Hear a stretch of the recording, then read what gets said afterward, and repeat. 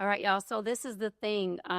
Before every one of our in session with Dr. Bryant shows, I'm going to have my bishop, Bishop Barrett, who is just not only my bishop, but he is family, pray over every session so that we will have God give me the words to speak, that He'll have me speak, the ears to hear what He'll have me hear, and to only intercede when it's His will. I'm a vessel for God. I'm just here making sure that I am healing on His terms, and I don't want to step on His toes in any way whatsoever. So, Bishop, can you please come in and open up for us? Thank you. No, hello. Thank you. Well, Father, we just come before you on today, Lord. We ask that you would just grace this set right now. Father, we ask that you would give Dr. B the words to speak, Lord God. We thank you for the platform that you've given her. We pray for her guest, Aziza, on today. We ask that you would just allow her to be comfortable in her space and flow as you would have her to flow, God. We pray, God, that the listener, the hearer, those who are watching would hear something that would touch their hearts, Lord, touch their minds and change their lives, Lord. We thank you for this amazing testimony, and we thank you for this amazing platform to reach those whom you would have it to reach. We bless you on today. In Jesus' name, amen. Amen. Thank you, Bishop. Thank you so much. All right, y'all. So listen, y'all know what it is. It's your favorite doc, Dr. Cheyenne Bryant. Y'all have seen me on Nick Cannon, Cam Newton, B. Simone, MTV, T-Mon Family Reunion, Paul Pierce podcast, every pod you can think of, every news outlet, media outlet, TV, going viral over and over again. And you all have made it very loud and very clear that Dr. B should have her own show. So I prayed on it. And I wanted to make sure that, because I'm a Jesus girl, that this was something that God said is a go. And, because, my obedience is to God, not to y'all. Love y'all, but my obedience is to God, not to y'all. And obviously God said yes because we are here. So I just want to thank all of my fans who have been supporting me along the way, even the ones that don't like me. I love y'all, because if not liking me has you hear the message and it ignites something in you to shift or to change or to become better, then I have done my job and I am happy. So whatever kind of vessel I have to look like for you to get the healing you need, and so be it. It's all right. So listen, welcome to In Session with Dr. Bryant. Today's guest is Aziza. This young lady has experienced a lot of trauma at the hands of her then fiance. I'm going to allow her to tell her story, and I'm going to do what Dr. B does. I'm going to help her process through her emotions and process through her trauma, and even get to the root of possibly how she chose that type of guy. And that's not to put the blame on her. It's to bring awareness as to what seeds were already in her that would even calibrate, that would even attract that kind of harvest. And I don't even want to call it a harvest, but that kind of fruit that was extremely toxic, okay, and extremely dysfunctional, that caused her a lot of pain. Here on In Session with Dr. Bryant, you are going to get real conversations, you're going to get real healing, you're going to get real results. So without further ado, I want y'all to welcome my beautiful, amazing, and so strong, y'all going to see why in a minute, guest, Aziza. Thank you. Z. Hey. First of all, thank you for being here. I know you haven't talked about this anywhere but amongst your support and friend group. And so I want to tell you I'm honored. Thank you for trusting me to be the one that goes on this healing journey with you. And don't be surprised if you don't get Dr. B to tear up a little bit too, because your story is so deep. So just give me a little bit of background on, what happened, wherever you want to start. And I will interrupt only if I need you to expand on something, if I feel like we need to penetrate in that area. So the floor is yours. Where do I want to start? Well, I would just say I'll start in the beginning of when I reconnected with him. He was a childhood friend that I, vaguely remembered from hanging around. And he was reintroduced to me by some other friends because You guys don't know, but I'm a chef, and I also do hair on the side, just because most Black girls, we know how to do hair on the side. Right, that's right. So he needed his hair retwisted, and some friends of ours were like, "Oh, Zeke can help you out." So he came to get his hair done, and he hadn't had it done in quite a while. He has really long hair, really long locks.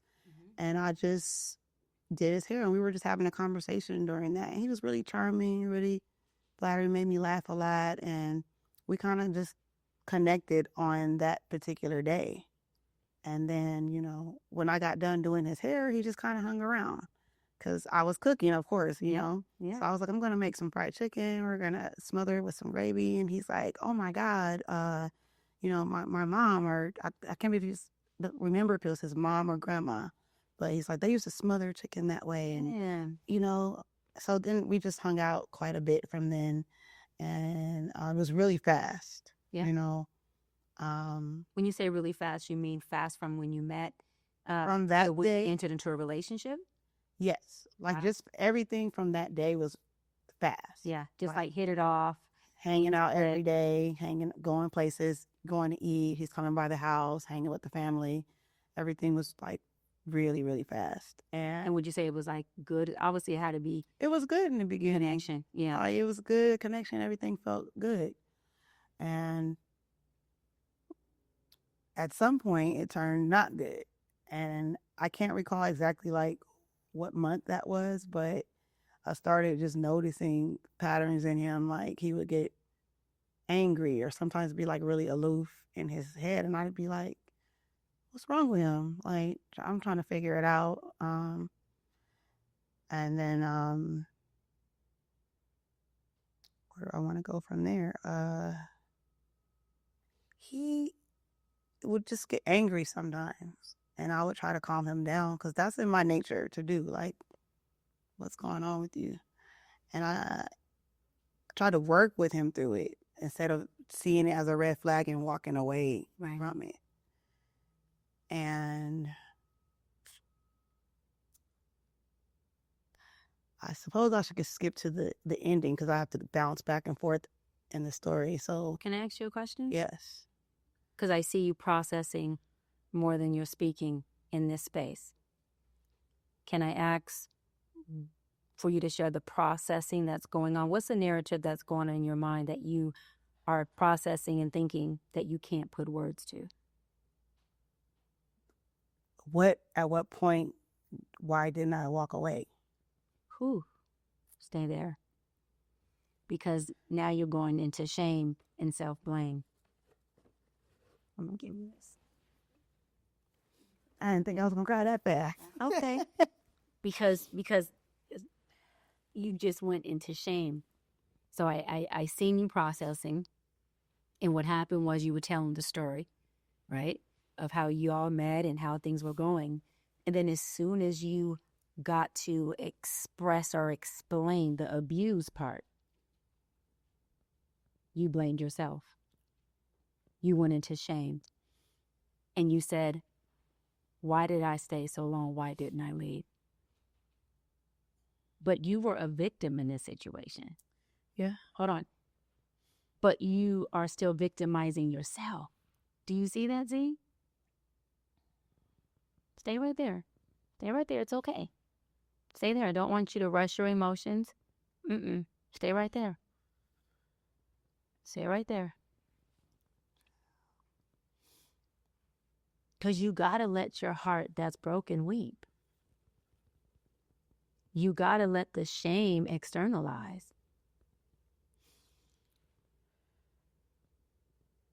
I'm going to say something that I don't think it's going to be hard for you to receive, but it might be the first time you hear this. The shame that's externalizing right now is exact shame in one of the moving parts that allowed you to be with him and stay with him. Let me explain why, okay? And if I move too fast or it gets too much, stop me. Because I want to make sure you're comfortable, and I'll stop and slow up. Well, I'm still going to push through, but I'm going to slow up, okay? Yeah. Shame and guilt are two different things. Guilt is I've done something wrong and I can atone from it, apologize, or fix it. Shame is I'm a bad person. And shame, meaning I'm a bad person, means that bad people deserve what? Some type of punishment. Come on, girl. Say it again. They deserve what? Some kind of punishment. You see that? So if you believe you deserve some type of punishment, even if it's subconscious, because trauma makes us believe that we deserve to be punished. So we set up relationships that feed us what we believe we deserve. And it's not putting the blame on you. I just want us to expose the root of it. And that shame just popped up when it's him who is at fault. And it's you who are victimized, right? But shameful people, when we do not heal from it, when we do not penetrate the shame pocket and expose it, then we carry it, and that shame chooses for us. It says, I'm not a good person. I deserve to be treated bad. And it shows up in self-inflicting pain or self-choosing inflicting pain.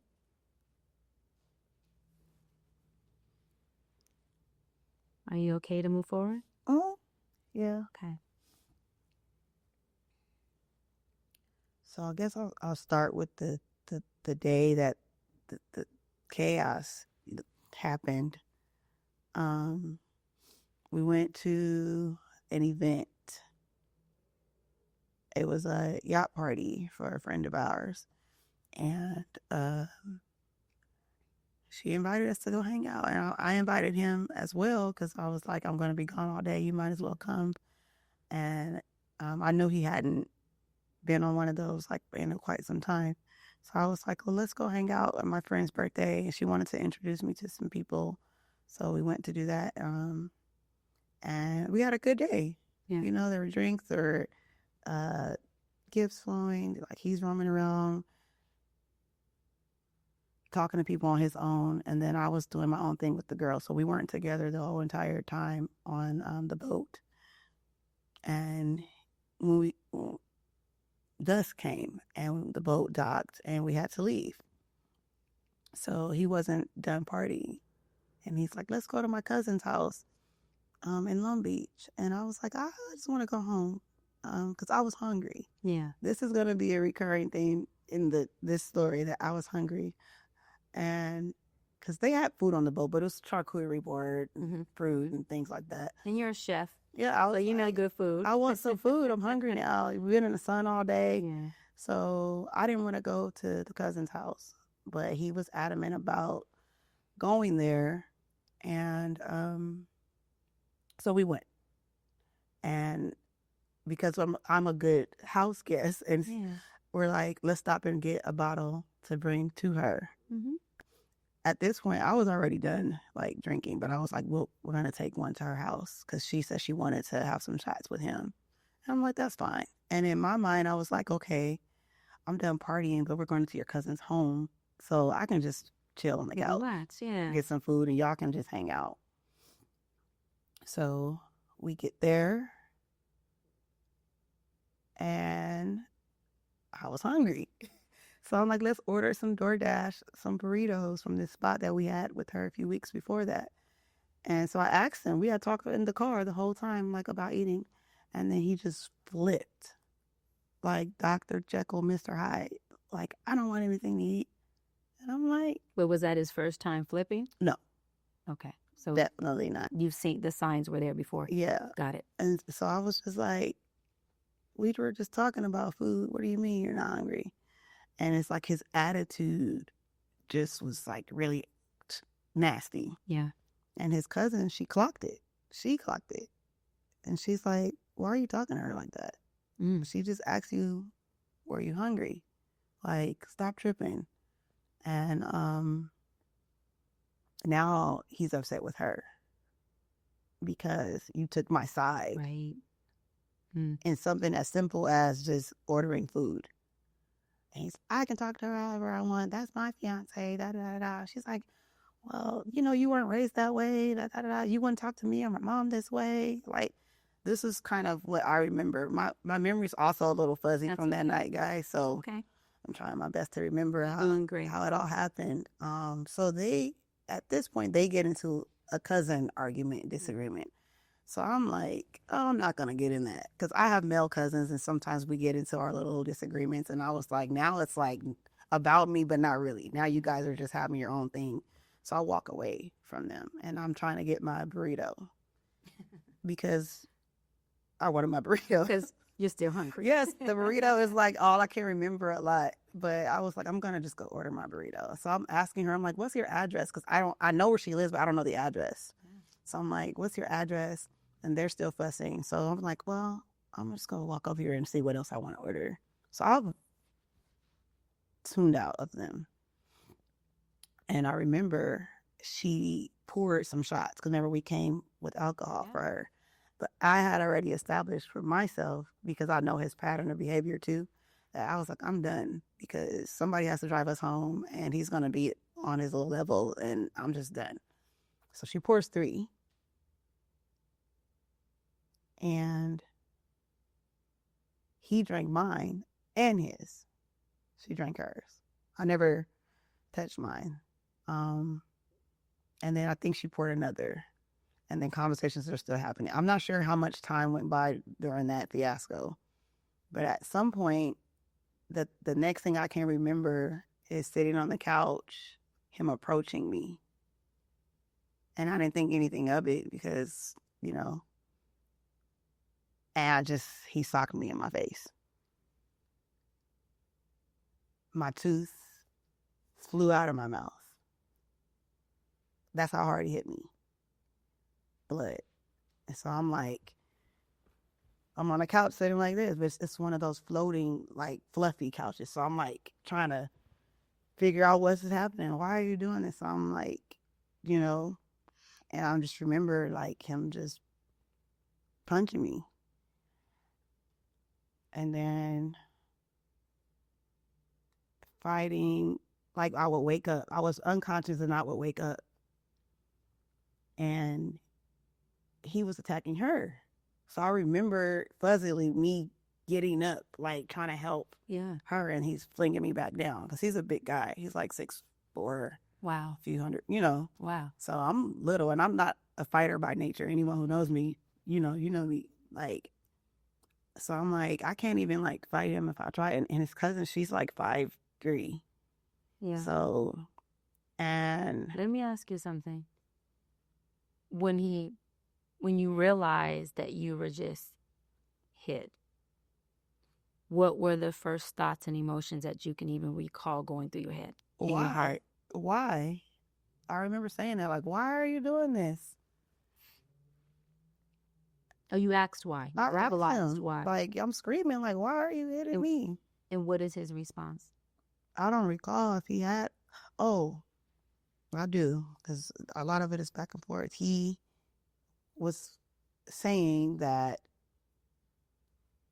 like, I thought I was all that, or the conversation him and his cousin were having was, because she's told me now that the case is kind of over.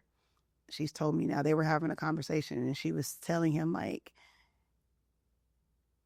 Aziza doesn't need you, like, in life. Like, you need her. Like, she's helping you, like, going back to the conversation of, like, why are you being disrespectful to her, this and that and the other. So So that triggered him. Mm-hmm. Did you know this conversation had already been had prior to this? No. Okay, got it. No. I found this out after the verdict came in because she wasn't allowed to really tell me her version of what happened really either. Got it. So apparently her saying that he didn't need me for anything triggered him. And then that's when he walked over to me and was like, I'll show you who's who or something like that. I don't know the exact words. So how long did the whole, it's not a fight, the whole abuse take place of him, abusing you, abusing his cousin? How long did that take place? And then how? To my recollection, it was like about 2 hours. We were like held hostage in her apartment because it's just a 1-bedroom apartment, and the way that the door is probably similar to this one. So to get out, you have to get like past him, and he's attacking me. His focus was on me, so she couldn't even leave the room, because if she had left the room, then I would be dead. So she had to stay in there to like protect me, because she had a firearm in her home, and she was thinking to go get it to like scare him or whatever. But she's like, how can I go get it if he's attacking her and attacking me?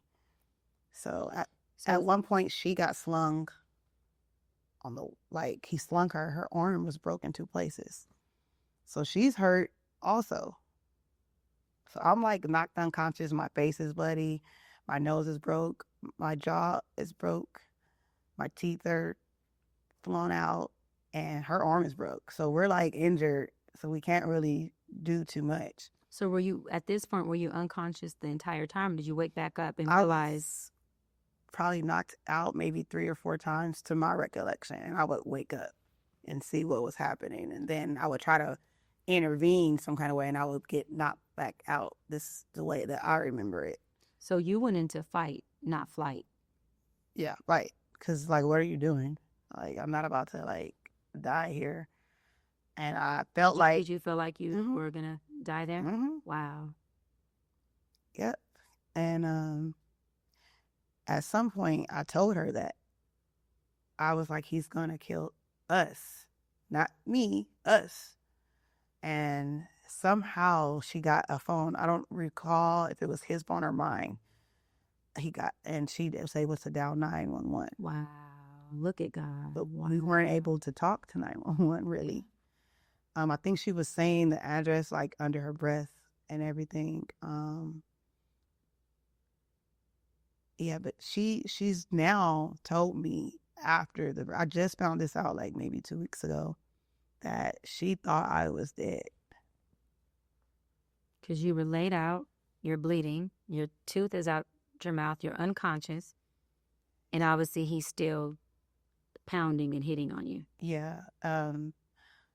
If you've ever seen someone get knocked out really bad, you know how they gurgle and like snore?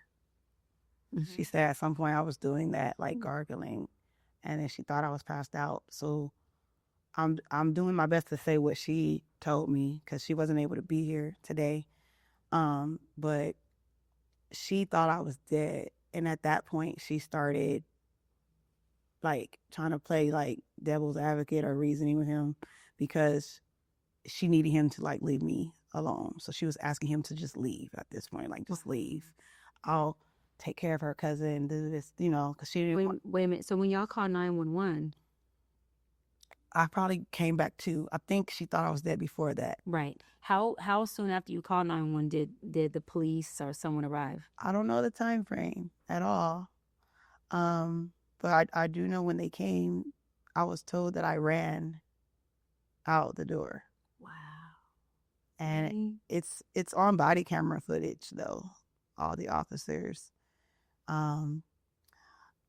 There will be a lot of skipping back and forth. That's okay. Take your time. Because like I said, my memory is crazy because I was knocked unconscious. But I've been told by the district attorney that my recollection is correct when she compared it to the cousin's recollection. Mine is just in the wrong order. Yeah. But everything that I remember is accurate according to the other witness account. So he has knives. 2 knives at some point. He goes in her kitchen and he has the knives. And I think because he thought I was knocked out dead or almost there, I think he felt he had to finish.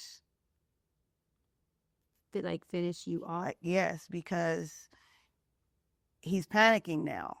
You know, you're realizing kind of what you've done. And he's like, this is what I remember, like, I gotta get rid of her or finish it off. And so from what I remember, he's like swinging at the knife, and I'm on the couch, like slumped already, kind of. And he was trying to get my throat. That's how I feel. And he didn't get my throat because I was already slouched. So my chin was like down. So my face got cut right here. Is that the scar I see right here. Yeah. And so my face was cut open also. And I believe my throat would have been slit if I didn't like do that. Back up. Mm-hmm. So, and I remember him vaguely pacing. Wait, so was this after the 911 call? He goes to attempt to slit your throat, or this is before she called 911? So before she called 911. To my recollection, is before. Got it. He gets this knife out the kitchen. He goes to He had two. possibly, allegedly slit your throat. You back up. He hits your chin instead. And then now you're bleeding at the mouth and you're bleeding at the chin. The nose as well. My nose was broken. Where's the cousin? Is she? She's like, because now her arm is broke, correct? Yes. At some point, she put her whole entire body over mine because he's trying to just keep pounding on me. So she uses her own body to protect me. Yeah. So I love her because I love her too. Yeah. I'm sorry that both of you guys ladies experienced this, but I love both of y'all for being just strong enough not to fight back. He was right to just he was gonna kill me. Withstand. I'm talking about withstand still now. That's a lot, Z. That is a lot. And that's her cousin, so it's like she put herself. So let me ask this: after all this happens, right? Police come, you run out. I don't even remember that. Right. But they have a picture of me from when I ran out, apparently went downstairs. I'm on Pine Avenue. You know Pine in Long Beach. Long Beach, yeah. She lives on Pine.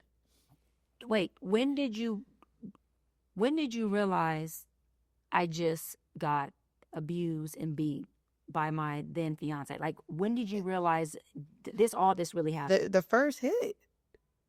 Like, why are you hitting me? I'm over here trying to order a burrito for me and you. And let me ask this: once you knew you were gone, you fled. At least the police came, help had come. What was going on through your mind? Nothing. I don't remember it all. I have no recollection of having. Apparently, I had a whole interview with the police downstairs. So when your memory came back, my first memory is waking up in the hospital with the detective next to me. And she had a picture of him on her phone. And she's like, I just need you to ID him, even though they knew who he was. They had him in custody. She's like, I need you to say it was him who did it because there's another person there, Angie. Her name's Angie. So she's like, is this the guy that hurt you? And I was like, yeah. And she's like, we have him in custody. And she says he's at another hospital. He had to go to the hospital too, because he broke his hand hitting me so hard. So he was at, I want to say Long Beach Memorial, and I was at St. Mary's. And they had to do an instant restraining order at that point too. She's like, because he's down the street. And she's like, now that you've ID'd him as the person who attacked you, we're taking him now. Because they didn't know really all kind of, I don't think they knew what happened. Like if it was her, me, him, like they didn't know what happened just yet. Yeah. Was this your first experience of abuse? Not just only at the hands of abuse, but witnessing it, seeing it, being around it? No, absolutely not. I grew up in a pretty chaotic environment. Chaotic or abusive? I would say both a little bit, I love my family, but like there's a lot of chaos going on, and just the neighborhood. I'm from Compton, like just the environment as a whole, unfortunately, like it's a little turned up certain times in different places. So me seeing violence and things like that, or even experiencing it with people that I know personally as well, like that's pretty common it was pretty common for me. So I think that that's why when he would do certain things, it didn't move me. Because it was your norm. Yeah. Like, it was your norm. It was what you were used to, is what you've seen. It was familiar to you. It was cussing each other out. It's the normalcy of a relationship for you. That was your healthy, dysfunctional norm. Yep. So like he would, say little crazy things, and I'll just be like, boy, whatever. I had a little bit of a lip, little mouth because I actually never went through like nobody hitting me before or anything like that. So I would be a little feisty. Name for me, Z, what were the normalcies that you seen as normal back then with him and you that mirror what you believe you seen as a child or growing up in the inner city that you know now are dysfunctional norms or not healthy norms. Just cussing each other out is not normal. Yeah, or not healthy. Right. It is some people's norm, but it's not a healthy norm. Yeah, so like, I'm gonna have to segue into another story. Like, you know, people get to arguing and guys will be like, I'm gonna kill this bitch, or I'm so mad at her, or fuck her, or whatever. Excuse my language, y'all. Oh, you're good. But like, so stuff like that, like, because he has said that once. Well, you're saying stuff like that was normal to you? Yeah, you hear it a lot. Like when people are angry or Well, where were you hearing it a lot from? Where do you believe you've seen that as? This is just what happens in a relationship. This is the norm. You know, if I say, yo, look, I'm going to kill you, or you ain't shit, or we arguing, or we tearing things up, where did that become your norm at? So your household as a child? Family members. Just different family members. What's the relationship with mom and dad with you? My parents had their own issues, and I was raised by my grandmother. So my sister and I were there because my parents had to get their things together. So when you say things together, what does that mean? Just their life. They had some substance abuse issues, you know, and they're open about it. Yeah. You know, they didn't probably know I was going to say that today. So, but so we were left at my grandmother's home. So I had to grow up there. And my grandma, I love my grandma. She loves us. And isn't it interesting because you just did what most people do who have parents who abandon them, neglect them, whether it's at the hands of substance abuse or at the hands of something else. You just looked in the camera and sent a disclaimer, that disclaimer being protection for your parents. Parents who never protected you, never had your back, dropped you, were supposed to be the main ones that didn't drop you, never covered you, but you found it in you to say, y'all didn't know I was going to say that, you know, but that was almost like you apologizing for saying something and you protecting them and giving them what you never got. Talk to me about that, because it is very important that we identify how we attempt to give what we never received.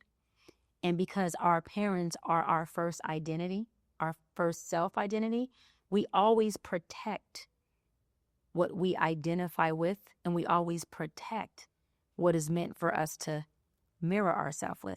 You as a young woman, your mother is your first mirror.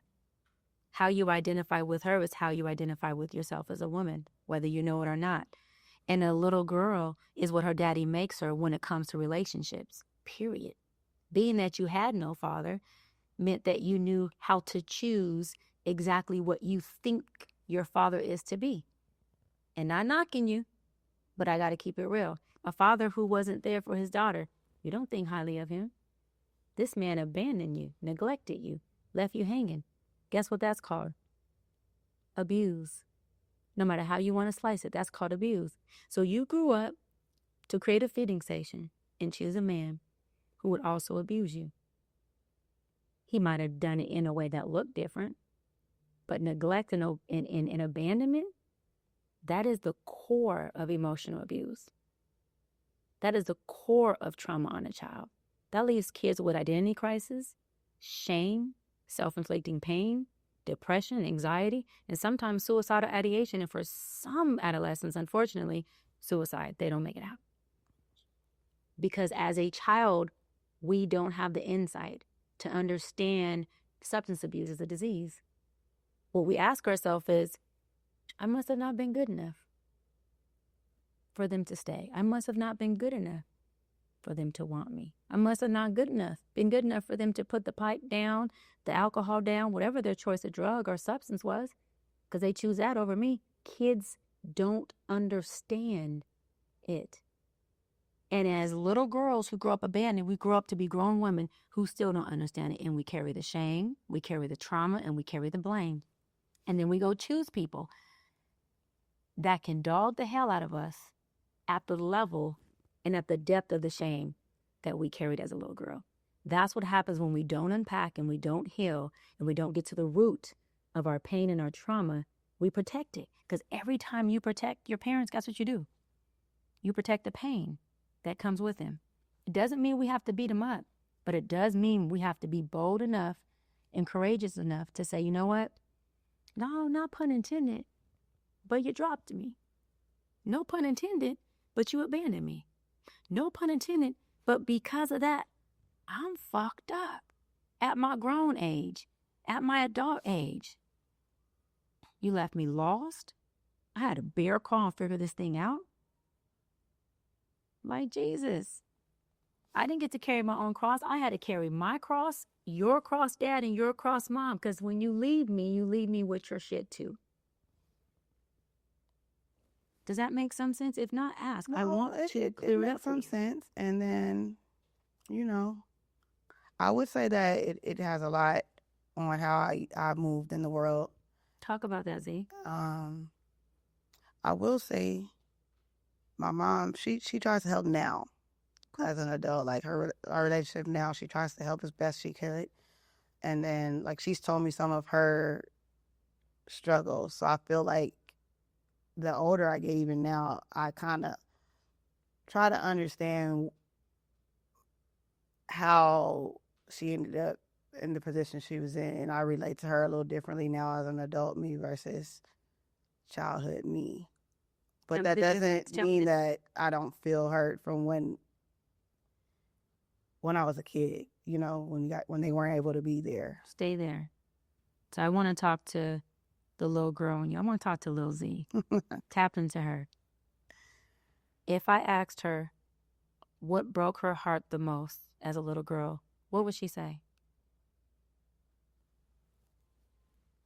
I would just say, yeah, not having my parents in the house, because all my friends did. Some of them did, and I didn't. We had my grandma, you know, she did the best she could. I had my aunts and uncles around, but like we didn't have our parents, so that always sucked.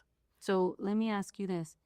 A little girl without her parents, right? How does she view the world? How did little Z view the world? I have no parents. You just said other kids had it, but I don't.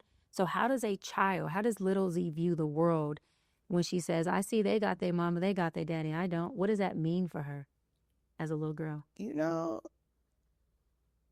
as a little girl, I didn't think much about it. I think about it now as an adult.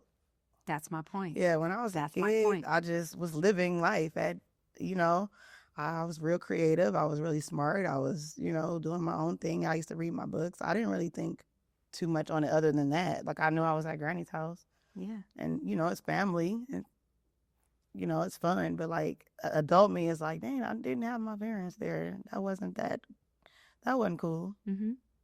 So, and my parents know that too. I've told them that, like, hey, you know, I don't think it wasn't as fun, you know, but. What kind of woman do you believe you would have to be to leave your kids hanging, to abandon your kids, to let someone else raise them? I don't feel like I can answer that because I don't have a kid. So I don't have that maternal thoughts like that. So I don't think I would be able to answer that question. Okay, well, let me word it differently. So a mother who leaves their kids for whatever reason, what are your thoughts of her? Like she's a good mom. What are your thoughts of that mother? Without protecting, what are your honest thoughts about that woman? And this is not judgment. I just want to know. Any mother? Yeah. I just think that my thoughts are why. That's it. But my butt is, yeah, like as an adult now, like hearing people's stories, 'cause I know multiple people that have been in similar situations. Every mom has their own story. And I guess I would say we're all just living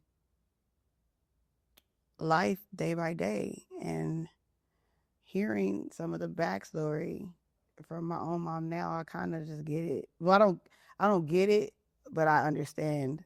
Like, she had her own struggles that she was going through. So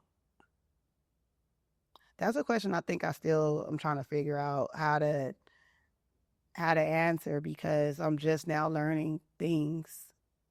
You know, she shared things with me after what happened to me as well, like a few little similarities of things that happened to her. So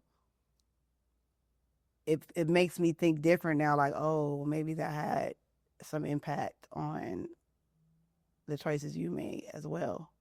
Mm-hmm. So I'm still working that out. I'm in therapy now too. So like, I'm still working that out, and I don't think I have the answers yet. Yeah. Yeah. And that's my point. The answers you're seeking now are as a result of the choices you've made based on the trauma you've experienced. Do you get what I'm saying? Yeah. So now you're seeking answers that, had they been provided, would have and could have shifted your perception. A shift perception will result in different decisions, different choices. Yeah. A different woman, right? Not that you didn't give everything you had, because I know you did, obviously. I know you did, right? I mean, you showed up to the best of your ability. We only know what we know. I did everything for that man. But we only know what we know, right? Yeah. But my point is, one, I'm so happy you're in therapy, so I honor you for being in therapy. I've been in therapy since that happened. You know, because it's trauma therapy. They're like, you went through something really crazy. You know, this man tried to kill you, the cousin, like, you guys were held hostage. I had like so many injuries. I didn't even really, well, I think I got into most of them, but nose broken, well, fractured in 2 places. My lips were busted open. I have pictures too. I can show you. My chin was sliced open. I have 5 teeth missing. So I walked around for 6 months with no teeth. But see, so I want to, because I honor the physical abuse that you're able to, share and explain. You haven't once touched on the emotional piece of it. How was it impact you emotionally? I don't trust guys right now. But you didn't trust men before this.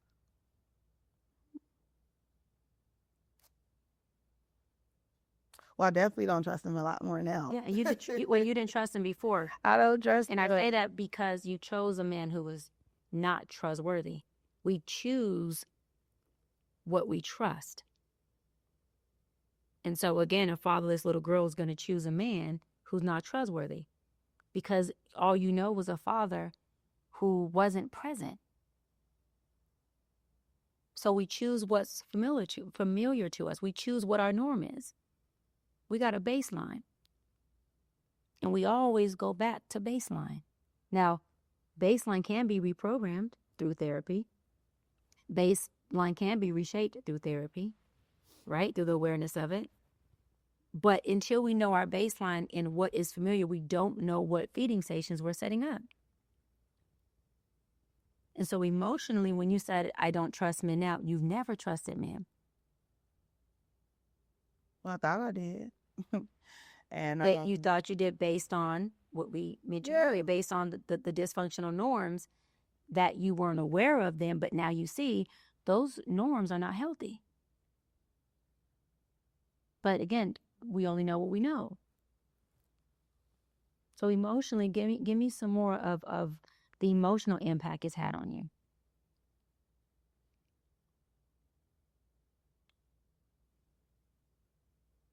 Just like, why happened to me? Because I feel like I'm a nice person, and I'm like, I don't really bother anybody. So I'm like, why me? I didn't even like do nothing bad to him, and I think, of course, he knew that. Now I know now through therapy, like, he chose me. Like, he preyed on you. Yeah, she's so nice. Like, she gonna let this slide. She gonna let that slide. And I'm just like, dude, I'm nice as shit. Like, why you want to beat me up? All I was trying to do was love you. Yeah. And now I'm damaged like forever, you know? And so that's the emotion. Like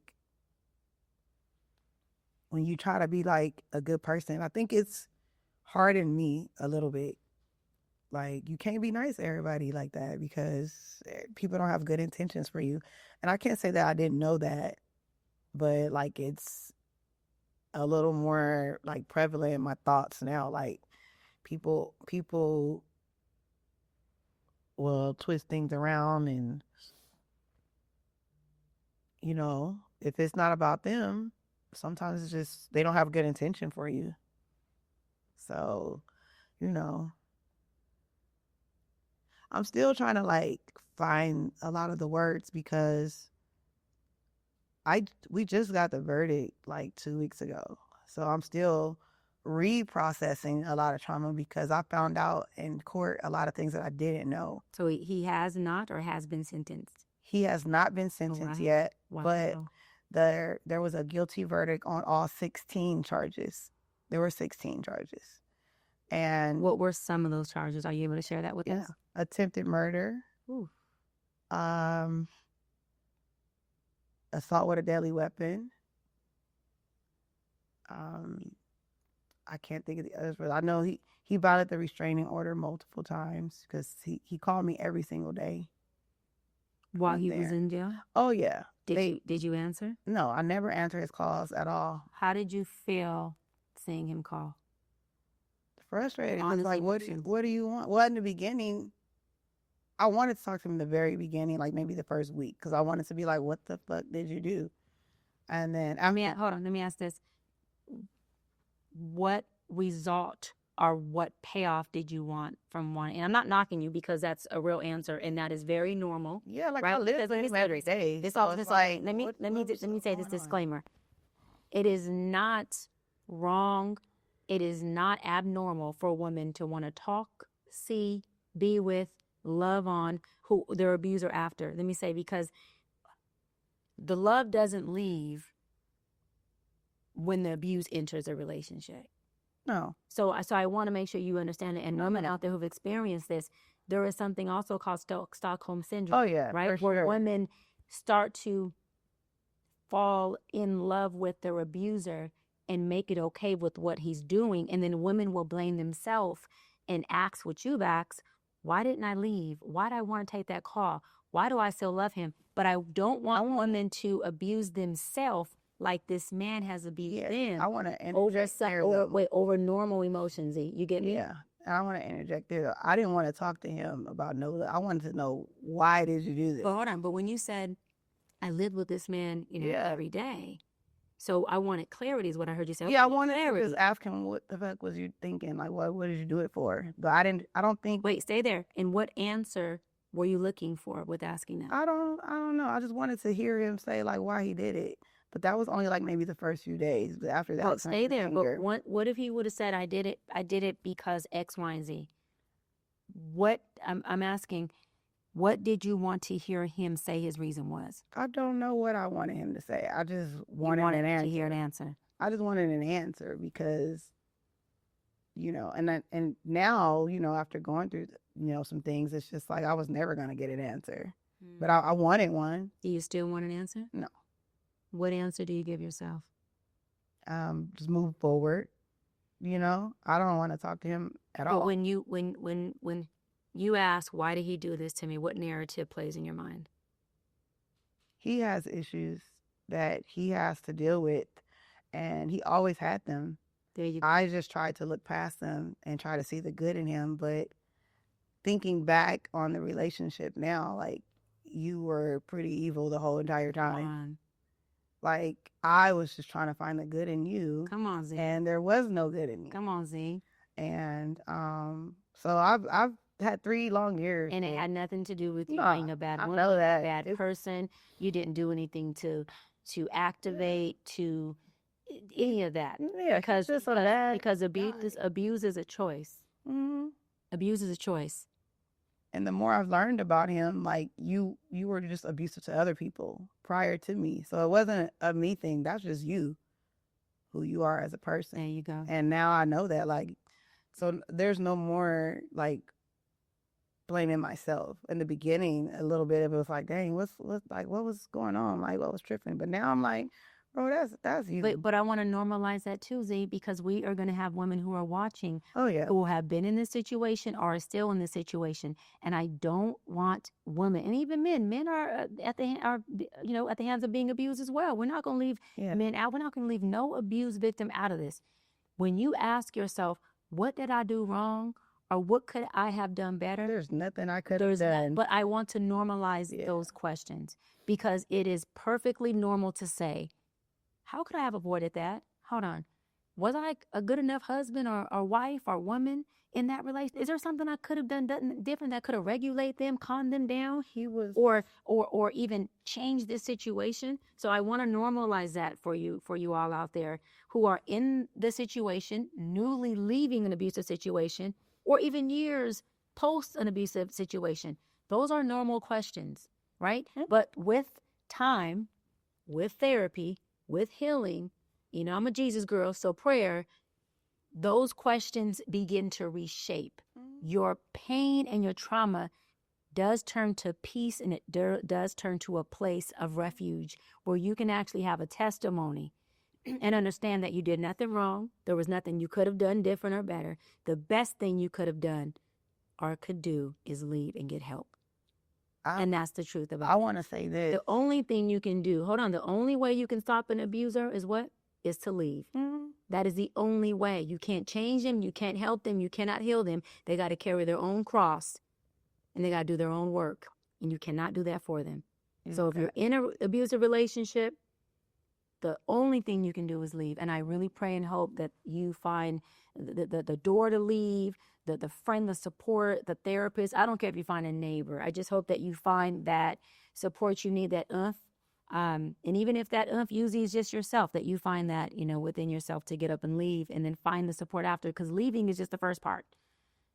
The second part of processing, building a new world and building a new you and figuring out who you are. Talk about that a little bit, Z, because that part is really hard for people. I want to stick back onto the you got to leave part. I want to tell the young girlies this. Yeah. When they're talking, listen to them, because they say things even in their anger. Come on, Z. That they want to do to you. So wait, say that one more time again. Please look into your camera. They say things in their anger that they want to do to you. You got to really pay attention to it, because in the case as well, he was angry with me one day in the car, and we were on the road to Vegas. It's a quick story. And he was just, like I said, Dr. Jekyll, Mr. Hyde. One minute he was fine, the next minute he was going off on me about a lighter. Guys, I gave him the wrong color lighter, and he exploded, and he was going so crazy in the car. I just took my phone like this, and I hit the record button, and I was just holding it in my hand like this. So I was recording him the whole time, because I was like, he's talking really crazy.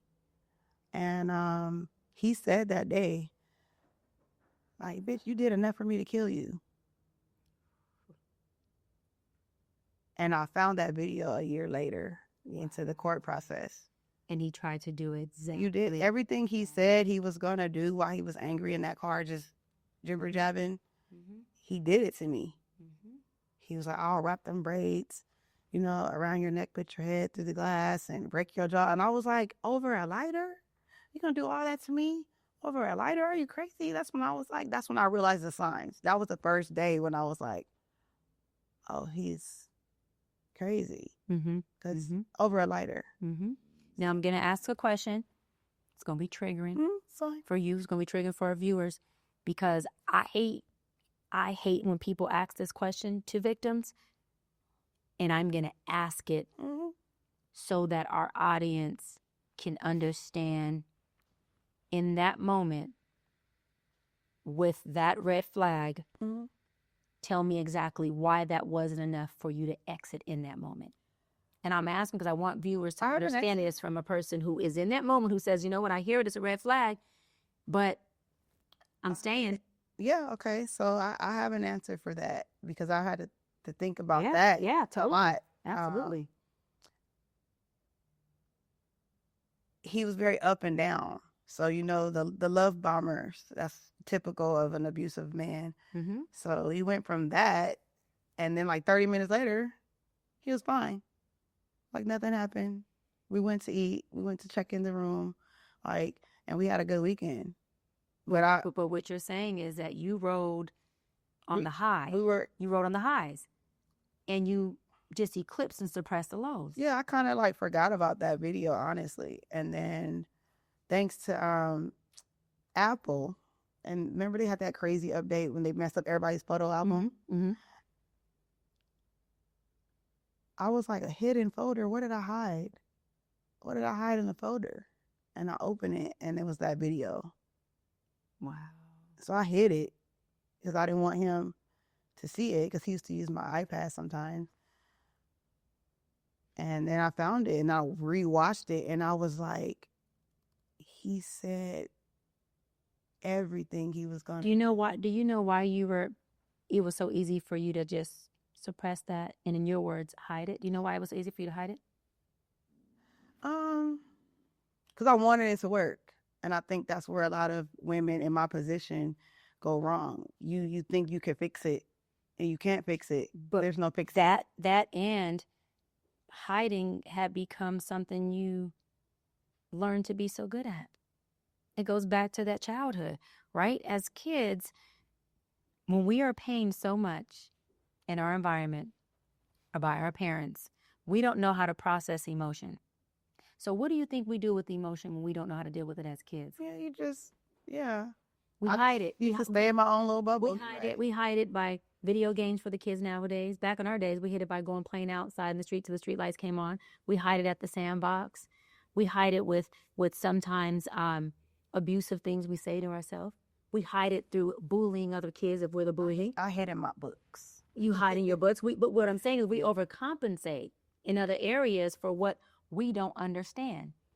And so again, as a little girl, when you didn't understand the pain and the heartbreak of abandonment and neglect and anything else that was going on in your environment, you create a bubble, because that's what kids do. All they know is to create a bubble, which is called a fairy tale, and they live in that because little kids are so genius. Us adults forget to have our own imagination and create bubbles so that we can live in it.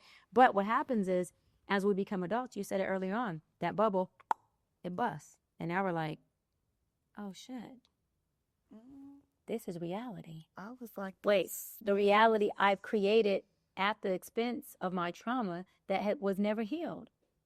So now here I am hiding and suppressing abusive red flags because I've learned how to hide things that I don't want to see, that I don't want to feel, and that I don't understand. Yeah, and you don't want your family to know. Come on, either. Bree.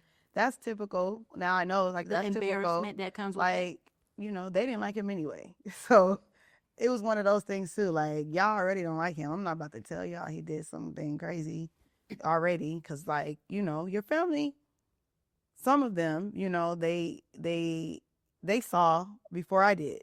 Yeah. So you don't want to prove them right. And then also, if you're not ready to actually leave him, you're not gonna just tell everybody like the bad stuff. Absolutely. So I was still processing what I wanted to do with him. Also, towards the end, I was actually trying to leave him, but it was very difficult to do so because. Why was it difficult? Oh, he threatened to. Yeah, so he did. There were signs. He had a firearm, and he knew where all my friends and family lived, and he said that he would harm them if I were to leave him. And so, like you say, for the protection, I was trying to protect people around me. They didn't even know that. They didn't realize that. Some of them, I told maybe a few of them now, but a lot of them still don't know. He rattled off addresses to people that I know on top of his head. So I went into protection mode. Like, I'd rather you do this to me than go hurt all these people that I know. See, boom, you're doing it. You're not doing it. That's what I did then. That's why I said not doing it. Let me correct myself. Yeah. Did it again. I did that then. What? Protection or hiding or whatever. Yeah. And when you said I'd rather you hurt me than anyone else. Yeah. That I didn't want you to go like hurt my friends and my family. That's back to the shame. I don't mind being hurt. Because people who believe that they deserve to be the armor or the shield for people who believe that they are okay to be the one receiving the pain, are people who believe that they deserve that. I don't think I ever believed that. You didn't believe it you didn't believe it Yeah. consciously, but subconsciously, Yeah. Z. And I'm gonna I say this with so much No, love and I respect. know you coming at Okay? me with Yeah, that. I don't love feel and like respect. any. I got you. I don't. I don't feel any way. We calibrate and choose people who are equally yoked to who we are in that place or stage of choosing. An abused little girl who's never processed her pain grows up to be a woman whose norm is abuse. And abuse is not just physical. Yeah, because I wasn't physically abused at all. Absolutely. Make that clear, y'all. Yeah, make it clear. I was not ever physically abused in my home. But everything in us needs to be fed. Yeah. A woman who's been sexually abused, right? And she's become promiscuous because of it. She is going to set up sexual feeding stations so that what's in her, sexual abuse, that has then resulted in being promiscuous, is being fed. You think consciously she's saying, I just need and love to be promiscuous. Oftentimes that exact woman is saying, I don't want to share my body with this many men. I don't know why I do it. I don't feel good after it's done. You said after he exhibited these red flag behaviors, you recorded him because it didn't feel good. You recorded it that day. I was like, what's wrong with him? Like, right. Tripping.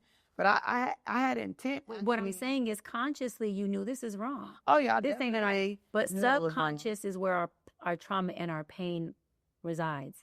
And our trauma and our pain eclipse us from making different decisions. It eclipses us from realizing, identifying what's healthy. It eclipses us from even knowing what's not healthy.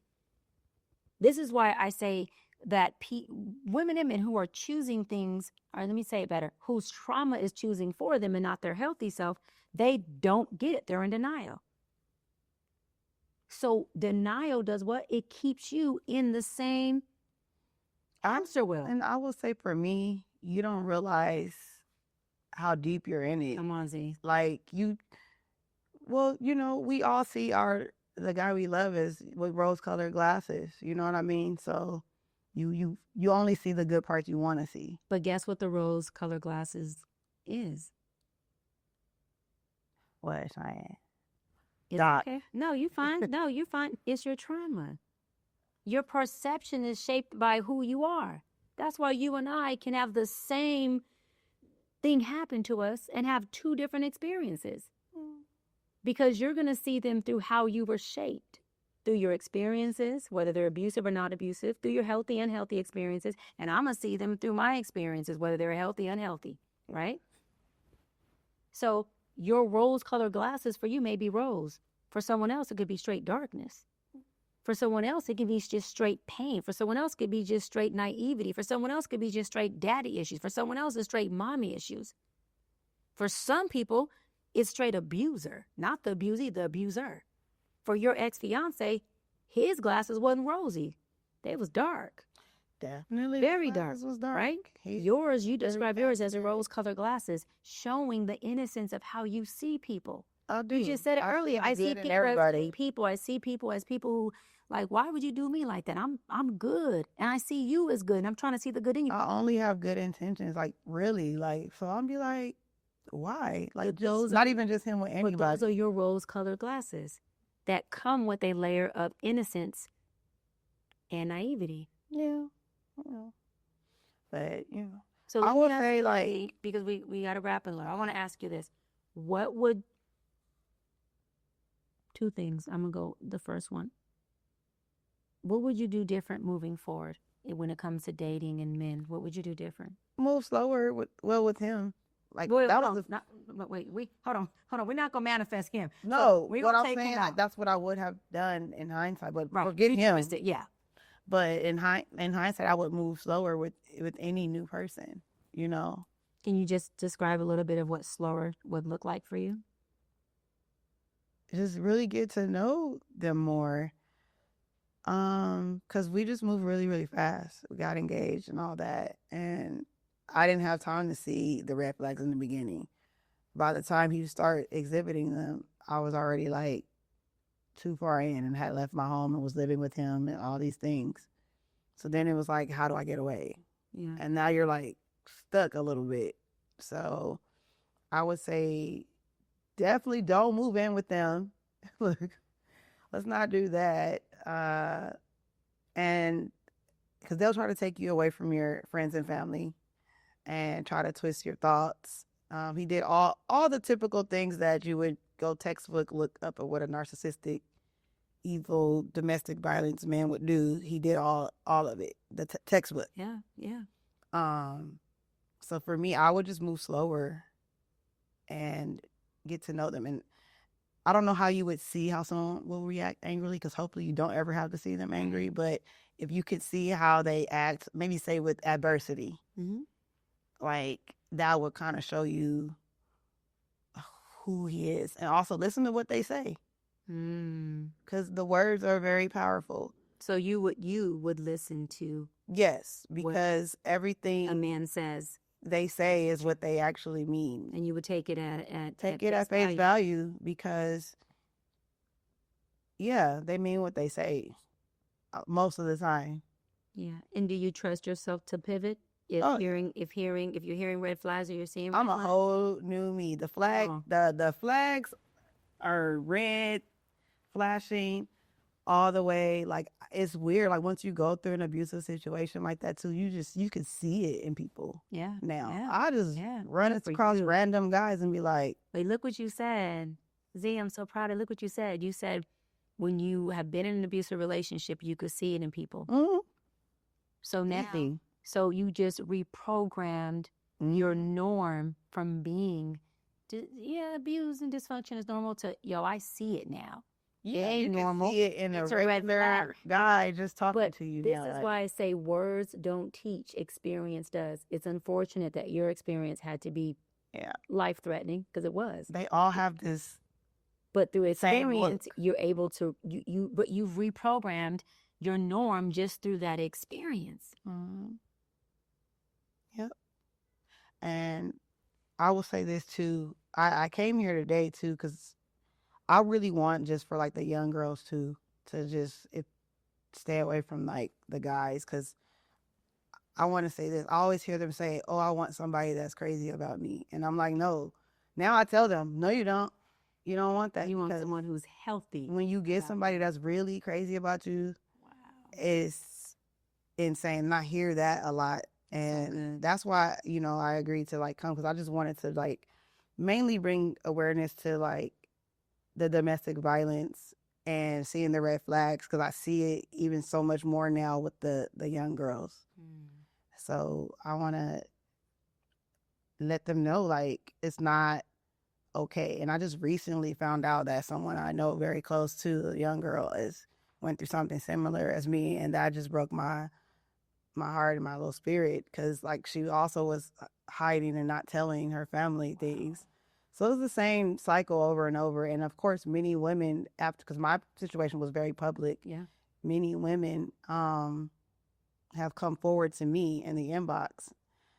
And I'm grateful that in my situation, he was held accountable. Right. And when we do the sentencing, we'll find out how long he has to be there. But a lot of women don't get the not happy, but the justice that are deserving. Their abusers are still walking around. No one believes them. And I think that's something that I wanted to speak on too. Like, a lot of them don't speak up because they're not believed. It happened to me, and people still didn't believe me when it happened to me because they didn't see me.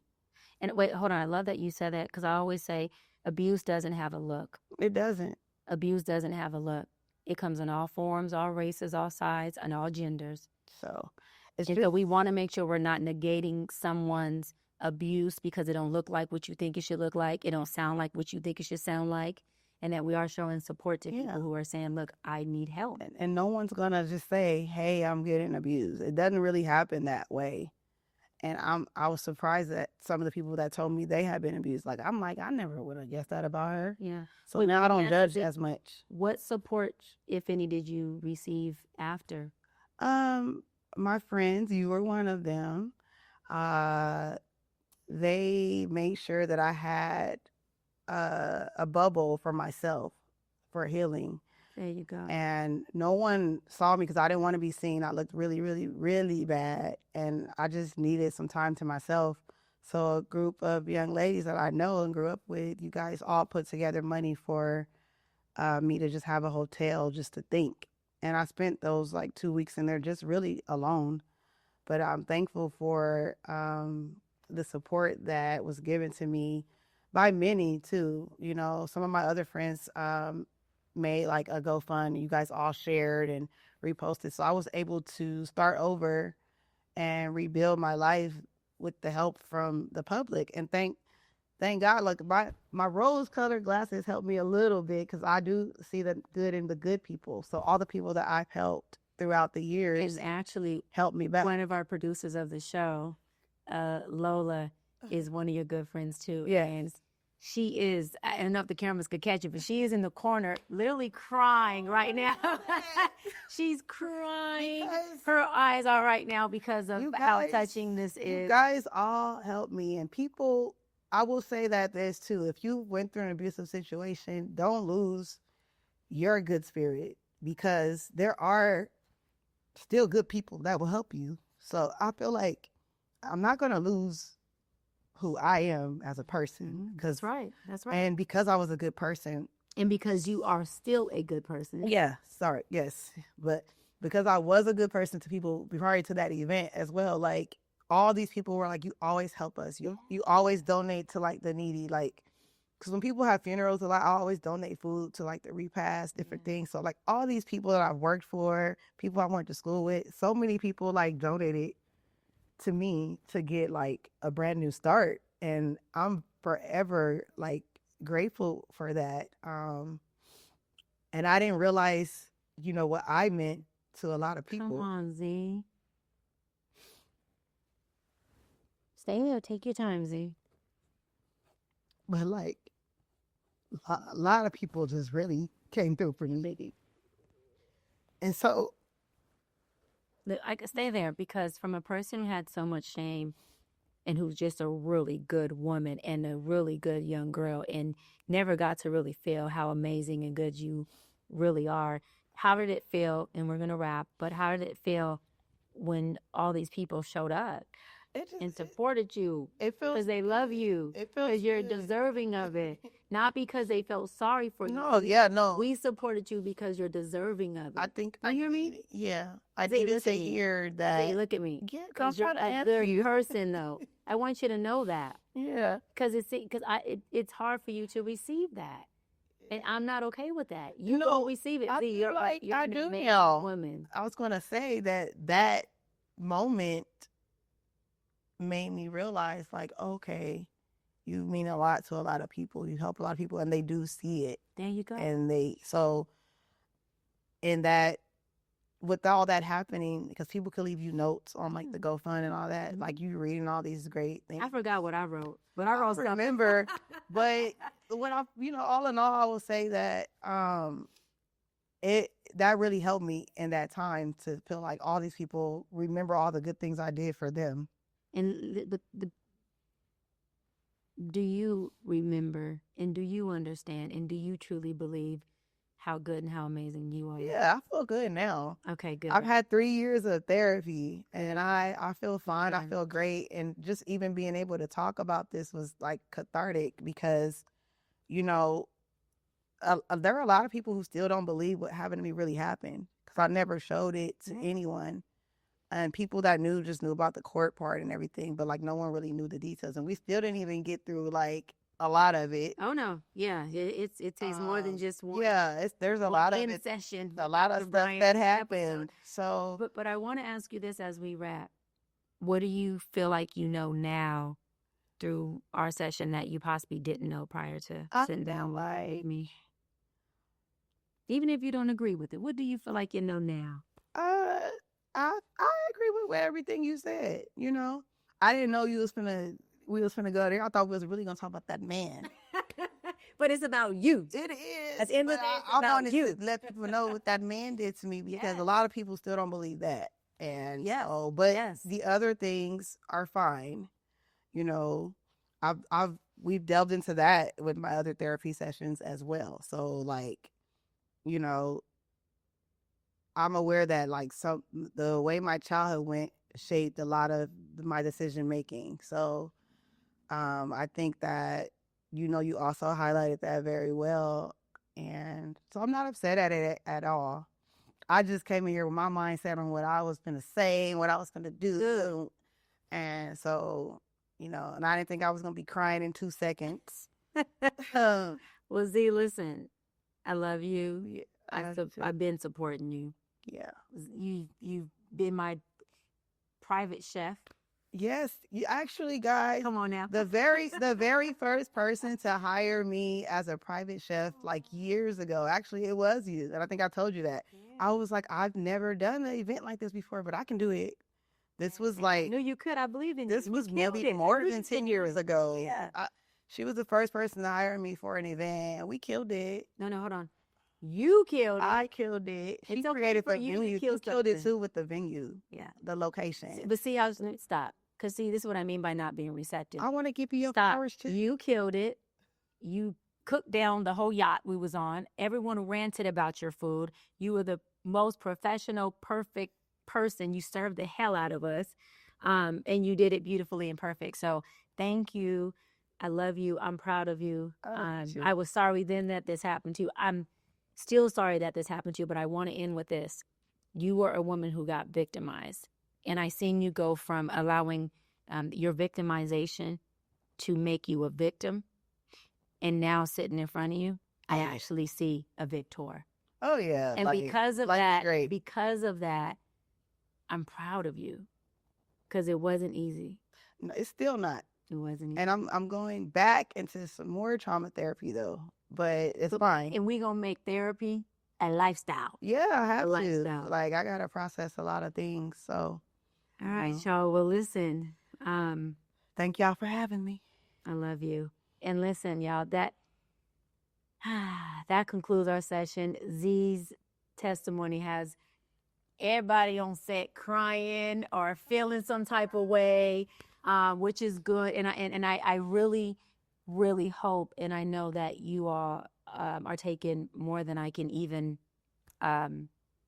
think or want you to take in this episode. Y'all, I love Z, and Z, thank you for being here. No problem. Thank you for having me. Of course.